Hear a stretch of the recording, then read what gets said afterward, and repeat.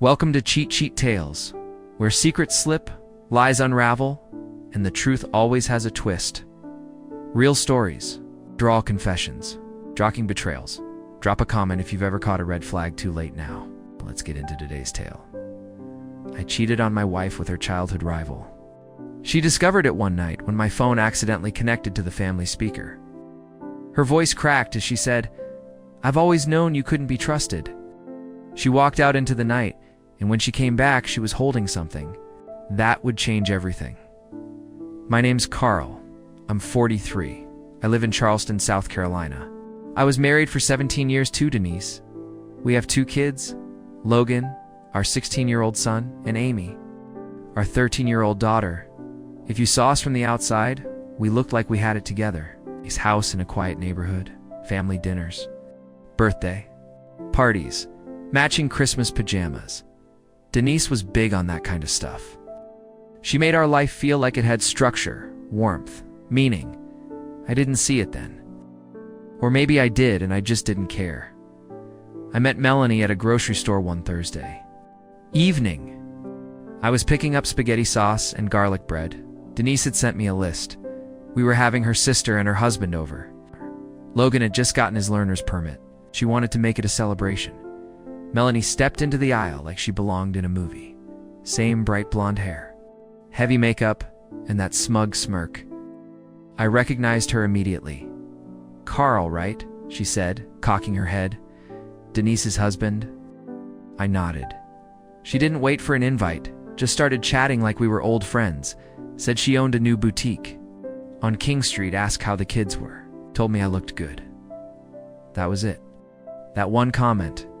I looked good. Denise hadn't said that to me in years, probably. Our conversations had become about bills, the kids, appointments, fixing the garbage disposal. I told myself Melanie was just being polite. Your butt. But I knew what she was doing. That night I looked her up on Instagram. Didn't follow her, just scrolled. She posted a lot of selfies, outfits, comments from guys I didn't know. All of it oozed confidence, like she never stopped being that popular girl from back in the day. A few days later, she messaged me. "Hope the spaghetti night was a success." I didn't respond at first, but I thought about it all day. Eventually I replied, "It was. Thanks for the recommendation." Stupid, pointless. But that's how it started. Messages turned into flirty texts. Then she invited me to stop by the boutique sometime. I made an excuse to go downtown during lunch and I walked in. She hugged me like we were old friends, pressed too close. Her perfume hit me like a drug. The first time it happened was 2 weeks after that. We met at a cheap hotel off I-26. I still remember the room number. 114. She didn't waste time. No talking, no emotions. Just raw, selfish sex. Afterwards I felt sick, but I went back. Again and again. She started saying things like, "Bet Denise never looks at you like this," or "You could have had me instead if you weren't so boring in high school." I don't know what I was thinking. I told myself I deserved it, that Denise didn't care about me anymore. That I was just blowing off steam. But deep down, I think I liked the idea of hurting Denise. Not because she deserved it. She didn't. But because I felt small and making a bad choice made me feel big, even just for a moment. Melanie was never subtle. She'd send me voice messages, dirty ones. Sometimes, when I was at work, I started saving her number under a fake name, Mark G. Contractor, so Denise wouldn't suspect anything. But I got sloppy. One night, about 6 months into the affair, it all came crashing down. I was in the garage, drinking a beer, smoking. Melanie called. She was drunk, laughing, moaning. She said stuff like, "I still taste you, and next time bring handcuffs." I was laughing too, responding like an idiot. What I didn't realize was that my phone had automatically connected to the family speaker system in the living room. A feature Denise had set up so we could play music through the house on weekends. Denise was inside folding laundry. Logan and Amy were upstairs. I walked in and saw her standing frozen by the speaker. Socks in one hand, mouth slightly open. Her face looked like it had just been hit with a brick. Melanie's voice was echoing around the room, loud, disgusting. Reached for my phone, trying to disconnect it, but the damage was done. She didn't yell. She didn't cry. She just said, "I've always known you couldn't be trusted." Then she walked out the front door, barefoot. Didn't grab her phone or keys. Just left. I didn't know where she went. I just sat on the couch, staring at nothing. I must have sat there for 20 minutes. Then I heard the door open. She came, back, and holding something. A small black journal. Her old one from college, I think. She sat down, flipped it open, started reading. July 17th, 2001, she said. Melanie told Brett I gave her chlamydia. I hadn't even kissed anyone. Yet. She just wanted to ruin my life. And now she's after Carl. But he'd never ... double quotes, her voice cracked. She looked up at me. She said, "You've picked the one person who's always tried to destroy me." She threw the journal across the room. That's when Logan came down the stairs. "What's going on?" he asked. His voice was groggy. Eyes half shut. Denise didn't say anything right away. Then she looked at him and said, "Go back to bed." He turned to me. "Did you hurt Mom?" I didn't answer. I couldn't. He stared at me for a moment, then shook his head and went back upstairs. Denise didn't talk to me that night. She sat on the couch until morning. I tried to sleep on the floor of our bedroom, but I couldn't. I just kept hearing her voice in my head. "You picked her?" She moved into the guest room the next day. She didn't scream. She didn't throw things.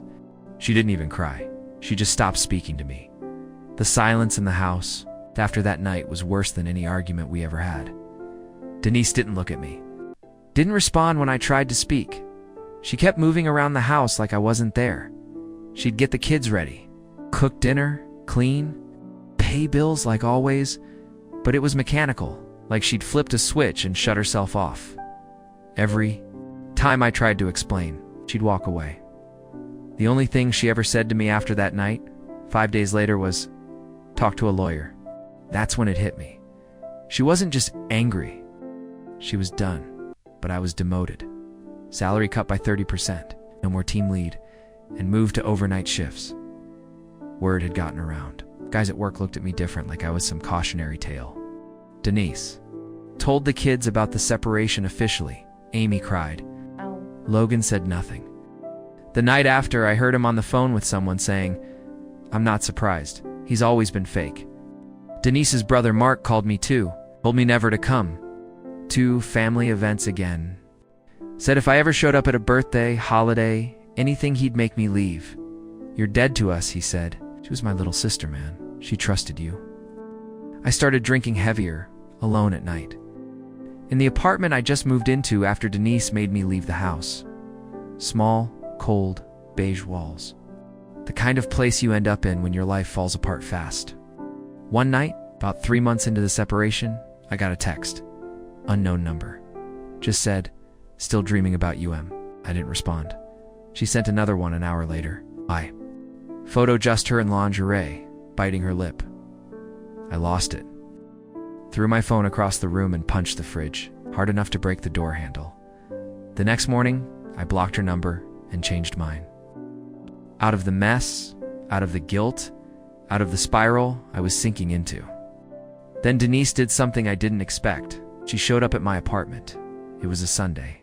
Was hungover, half-dressed, hadn't shaved in a week. She walked in without a word. Just stood in the doorway holding a folder.